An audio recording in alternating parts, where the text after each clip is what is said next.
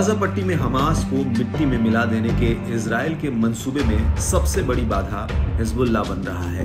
दरअसल हमास के समर्थन में हिजबुल्लाह भी इजराइल से युद्ध लड़ रहा है और तगड़ा जवाब भी दे रहा है। इससे इजराइल के लिए हमास को खत्म करना मुश्किल हो रहा है। इससे इजराइल और हिजबुल्लाह की लड़ाई भी बढ़ती जा रही है। इस लड़ाई के अभी और बड़े पैमाने पर पहुंचने की आशंका है। इनके बीच बड़े पैमाने पर युद्ध होने की आशंका इसलिए भी मजबूत होती है क्योंकि अमेरिका इजराइल और लेबनान के करीब अपने जहाजों को भेज रहा है, जिससे कि इजराइल और लेबनानी शिया आंदोलन हिजबुल्लाह के बीच युद्ध बढ़ने की स्थिति में अमेरिकी नागरिकों को सुरक्षित निकाला जा सके।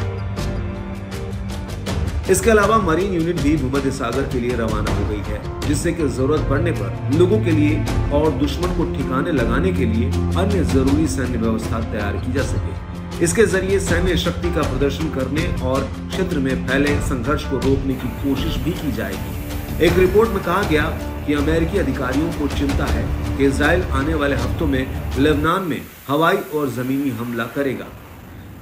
एनसीबी न्यूज ने इजराइल और अमेरिकी अधिकारियों के हवाले से कहा कि इजराइल लेबनानी सीमा से ऊपर 10 मील का बफर जोन बनाने की कोशिश में है और इजरायली सरकार अमेरिकी प्रशासन के दबाव के बावजूद लेबनान में हिजबुल्लाह से भिड़ने को तैयार है।